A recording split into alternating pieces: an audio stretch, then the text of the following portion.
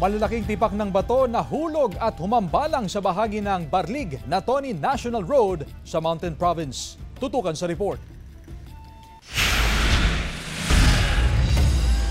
Kitang-kita sa video na kuha ng MDRRMO ang pagguho ng lupa at pagbagsak ng mga malalaking tipak ng bato sa kalsada sa bayan ng Barlig, Mountain Province dakong alas 11:30 ng umaga kahapon. Ang kalsada bahagi ng Barlig Natoni National Road. Ayon sa MDRRMO, lumambot ang lupa sa bahagi ng bundok bunsod ng mahigit isang buwan ng pag-uulan sa lugar. Hindi pa rin binubuksan ang kalsada sa mga motorista hanggat hindi pa natatapos ang clearing operation. Mahigpit ang monitoring ng MDRRMO sa iba pang kalsada sa bayan upang matiyak ang kaligtasan ng mga motoristang dumadaan sa kanilang lugar. Wala namang nasaktan sa insidente. Sa mga motorista po na laging dumadaan sa ating mga kalsada, mag-iingat po lalo na pagdating dun sa rock slide kasi madulas po ang daan, ma'am.